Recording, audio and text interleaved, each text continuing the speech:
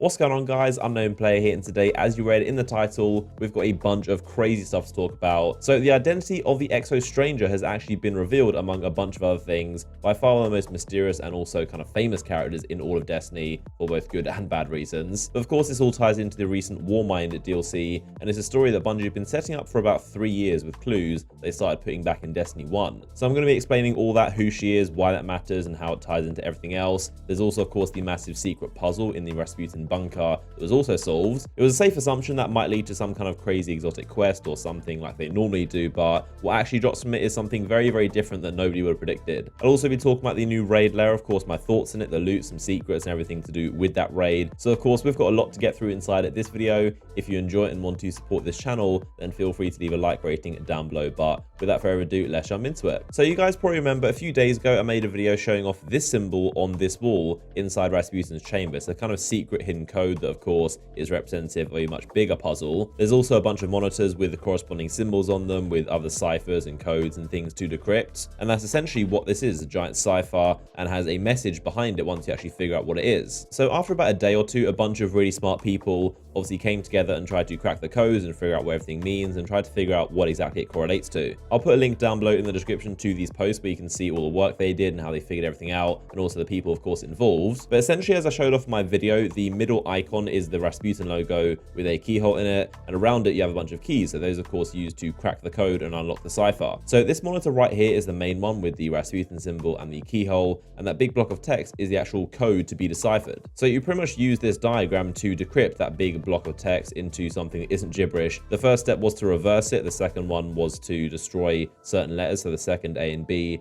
and the third C and R. And then you use those 3 keys to decipher it into actual words. So what you end up with is this piece of text which says, "Thank you for taking the time to piece together this message, friend. The time for our final conflict is drawing closer, and you and Anna have an important role to play in the events to come, so watch over her, Guardian. I would have no life without Anna or the EXO program. I regret that we've become strangers. We each have a path that we must walk, and ironically, there never seems to be enough time. Tell her Rasputin's first attempt was in the right location, but the wrong moment, look here." And the message is signed -E, so that's the person that wrote this. Now, we'll talk about those coordinates in a second because those lead to the actual reward of this thing. So from this message and also a few other lore tabs and hints inside the DLC, we now know that EXO Stranger is actually Elsie Bray, Anna Bray's sister. Now, all the way from Destiny 1, there are so many little things that hinted that Elsie might be the EXO Stranger, and someone called Bring It Forth actually predicted this 2 years ago in a massive post, and they went through all the evidence and all the details, making a theory that they think the EXO Stranger is Elsie Bray. So it turns out they were correct, and anyone else who also agreed with this theory, that is actually the case. So I'm going to do a very brief and vague explanation of why Elsie Bray is important, who she is, and why her being the Stranger means anything. So the Future War Cult, who I'm sure you guys know do a lot of weird experiments and strange things, they have a machine made from Vex technology that can be used to see into the future and also time travel. So at some point, Elsie Bray joined them and started taking part in their experiments, but she learned she needs to be stronger to actually properly see into the future and time travel. She then uses her, of course, family company Clovis Bray, who made EXOs, to turn herself into an EXO so that she can use this time travel weird machine and do these experiments. And most likely to give the Future War Cult information to try and help humanity. They actually predicted the Red War, so they kind of see into the future, and that's how they know this stuff. Also, the reason she's called the EXO Stranger is so the Vex and Rasputin don't recognize her when she's time traveling,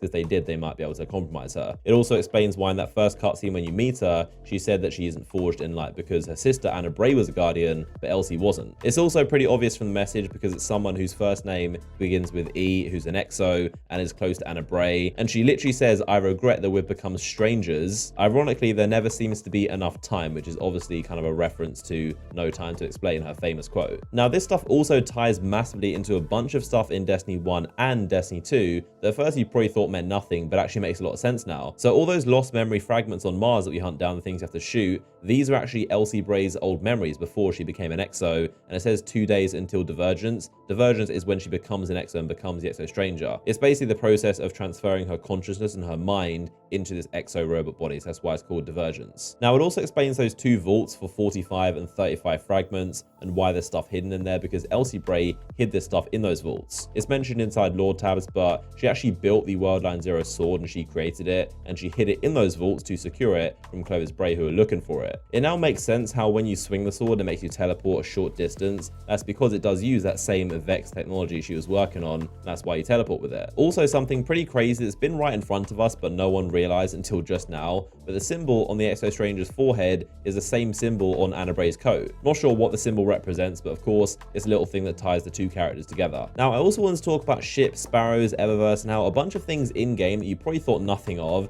actually have a massive relation to each other. So Elsie Bray was kind of a designer. She made a lot of ships and sparrows and created things. One of those was this thing called the Eon Drive. This is actually the very first sparrow she ever built, and that's why it's all old and weird looking, because it is literally a relic of the Golden Age. But then you have this thing, the Anceres Overdrive, which you get from 45 fragments. You probably think they look very similar, one's a reskin of the other. That's actually on purpose because this is the new upgraded model of that same one she built a while ago. That's also why you get this from the vault, because Elsie Bray physically put it there. It's her sparrow. The Lord tab is actually written from the perspective of her as the EXO Stranger right now. It says, "I've never been the sentimental type. At this point, I'm a stranger to my own nature." She literally calls herself a stranger to the person she used to be, which was a human Elsie Bray that built this sparrow. And the Lord tab for this one says how she was 13 when she built her first sparrow, also referring to this one. She mentions the original prototype, which is long gone, but it's actually not. It's this right here. And she says how she held on to this one, which is one of the final models. And again, that explains why these two look alike. This is literally a prototype of this new version she built, and this was made by the EXO Stranger or Elsie Bray. Now, this does go even further, all the way back to a ship in Destiny 1 called the Eon Trespass. It says born from the mind of Elsie Bray 3 years before she disappeared. I'm pretty sure that was the only time she was actually mentioned, so it just says she disappeared. That's all we knew. Obviously, now we know where she disappeared to and why she's gone. But like I said, she had designed ships and built things, and this was a ship she actually made. And obviously, the name of it, Eon, is a very long or infinite amount of time. So this ship is made to Eon Trespass, to time travel, basically. I mentioned how she joined the Future War cult, and there's also two ships that correlate to this. So there's one called the Climb and also another one called the Tailhard War. And probably most of us assume this is just Bungie reskinning a ship. It's not a big deal. But now we know the reason they look the same is because they were made by the same person. Now this goes full circle into Destiny 2 because there's this one, which again is a reskin. It's the same model. That's because it's Elsie Bray's design. This one is called the Shadow Trespass, and it was made to evade things and not be detected. So you have the Eon Trespass made for time traveling and the Shadow Trespass made for sneaking through detection. I mean, the story and the lore has been very up and down in Destiny 2. We have to give it to Bungie. This is some really impressive storytelling. There are items like this ship, which we've seen since 2014, that we looked at and thought nothing of, but are actually part of this huge, bigger story. Now, in terms of the coordinates and what they lead to, they're actually in real life coordinates, a place in New York, a forest area, and Vicarious Visions, the studio part of Bungie that actually made this DLC,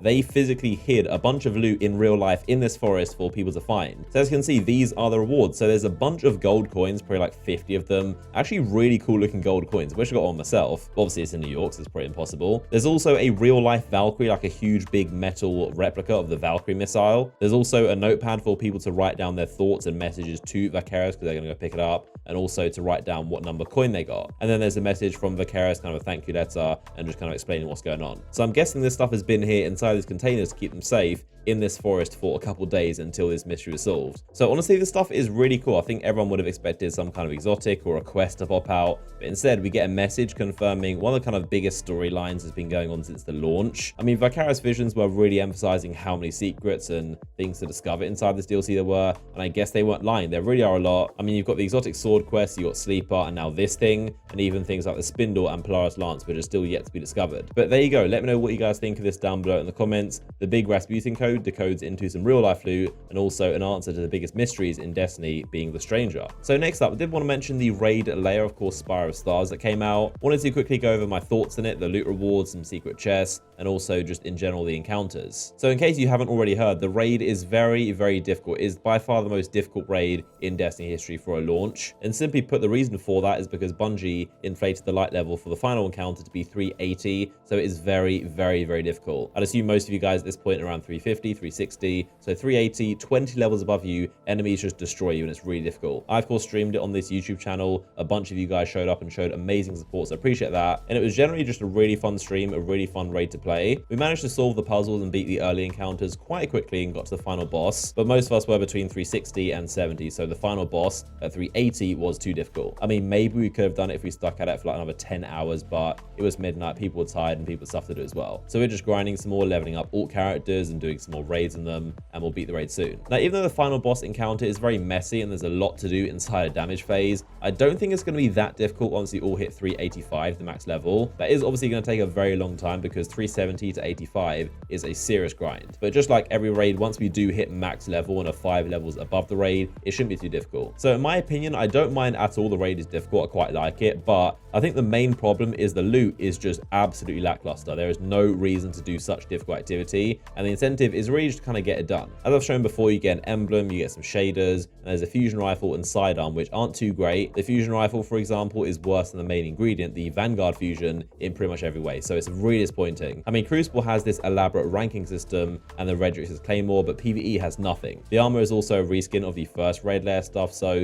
in general, the loot is just really lackluster. I'm also not that impressed by the lore and the story of the boss fights. It kind of seems meaningless. Like, I really did love Argos because it meant something. It was kind of clogging up the Leviathan. He was inside Nessus. But this Val dude is like, who is he? Why am I fighting him? Why is he so powerful? And why should I care who he is? He's just this random dude. Also, Callus doesn't really do anything. I mean, I guess we're done with him now. We're probably never going to see him again until like Destiny 3. But I mean, other than those details, obviously the raid looks amazing. It plays amazing. The mechanics look good. So just lore-wise, a bit lackluster. Loot as well. Everything else, I do really like it. There is also this chest in the middle of a jumping puzzle that can give exotics, and some sort of puzzle with these purple orbs, which we tried shooting with void weapons, but nothing works. We need to kind of light all them up, I guess. Or maybe you need to throw the orbs at them like the final encounter. But once you do so, it's going to unlock this chest behind the room, which I'm guessing gives you something cool. But yeah, that is basically my opinion of it. Great raid, super difficult, but the loot is non-existent pretty much. But of course, let me know down below in the comments, what do you guys think of it? But that's going to do it for this video. Of course, if you enjoyed it and if you want to support this channel, then feel free to hit the thumbs up button down below. Of course, make sure you are subscribed to this channel if you're new.